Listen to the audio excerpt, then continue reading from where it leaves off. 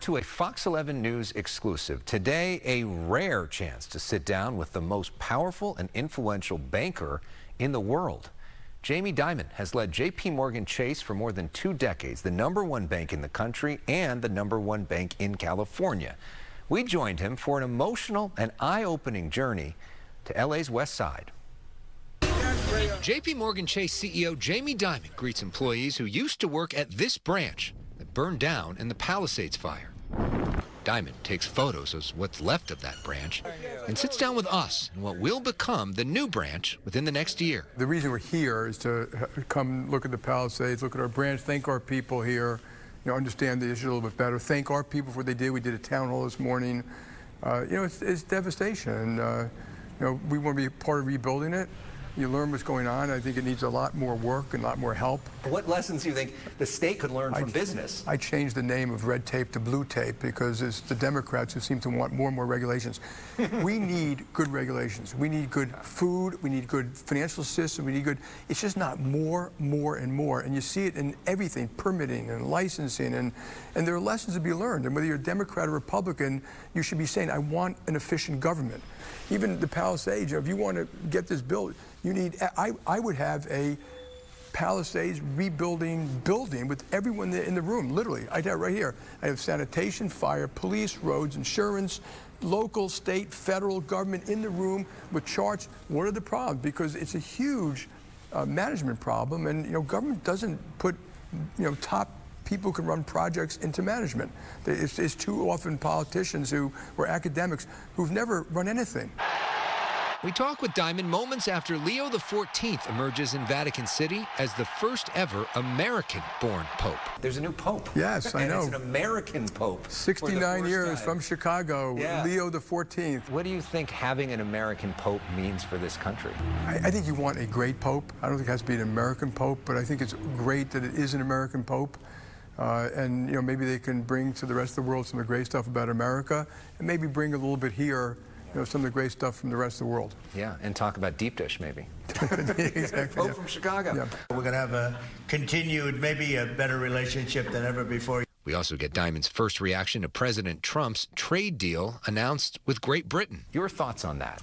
I am very happy it took place. I mean, I think the tariff stuff it was very big and very large, and everybody all at once.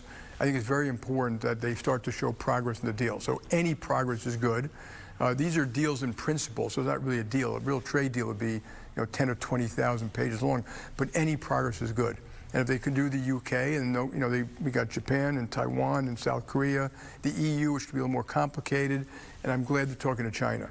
So I'm glad they did it. I don't think it's going to stop all the consternation about tariffs. Do you think that this overall approach to tariffs by President Trump makes sense? I thought it was too large, too big, and too aggressive when it started. It was a part of a master plan to get people to the table. But it's very important for your viewership. It's okay to say if it's unfair, we want to fix it. In this interview with Maria Bartiromo in April, Dimon had publicly criticized President Trump's tariffs plan. Of course, when they put the tariffs in, it was way beyond what people expected. That will cause a little inflation. And the president changed his policy shortly after it aired. President Trump watched that interview and then changed his perspective. You think that he basically, do you claim credit for that? I don't. He did watch it because he said so. Yeah. And I think he talks to a lot of people, and that I was just one voice among many about what to do next. And if it helped that, it's great. So then, if he's clearly listening to what you have to say, what's your message for him now? Keep doing what you're doing. Focus. When I look at it, the border's been successful. Okay, and after you eliminate the criminal element, I would try to work on a real immigration reform, which allows, we need seasonal workers, we need a path to citizenship for some of the undocumented but law-abiding immigrants, we need DACA, we need more merit-based, which I've heard him say all these things personally, by the way. So, but once you have that border security, the American public probably would, he could be the immigration president. We've been arguing about this stuff for 40 or 50 years, and it's been a huge mistake. And so, he's been pro-business and pro-deregulation and getting this tax reform. Those things could be very good for the growth of the American economy. I would focus on that. There are a lot of other distractions that take place this administration. Focus that on those goals, and the tariffs just make progress now. country by country, tariff by tariff. On the tariff front, as you mentioned, there's a lot of fear and uncertainty from average people, your customers, some of those 18 million customers here who aren't talking to the president regularly. How does this affect the average person's life? What should they expect in the coming months? In the short run, you'll probably see a little bit more inflation and a slowing economy. That's what our economists say. I would guess that's going to be true just because of the uncertainty. And you haven't seen the uncertainty in real numbers yet. You see it in surveys.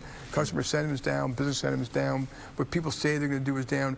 But hard numbers like unemployment, actual investment, I think you may see those start to slow down too. Hopefully it'll just be a very mild thing. And if inflation goes up, you may have, the interest rates may not go the way the president wants, because everyone has to remember, the Federal Reserve does not set long-term interest rates. They set short-term interest rates. Long-term interest rates are set by people who buy and sell securities, of which there's buying and selling is like 30 trillion a day. Okay, and so if people think it's inflation, you might see the curve move around a little bit. But if we have a short-term recession, we'll get through that and hopefully get back on a growth curve. Our full interview with Jamie Dimon on The Issue Is. We talk about China, the future of the entertainment industry in Hollywood, and secrets to his successful leadership. It's his first local interview in California in nearly a decade. The Issue Is airs every Friday night at 10:30 right here on Fox 11.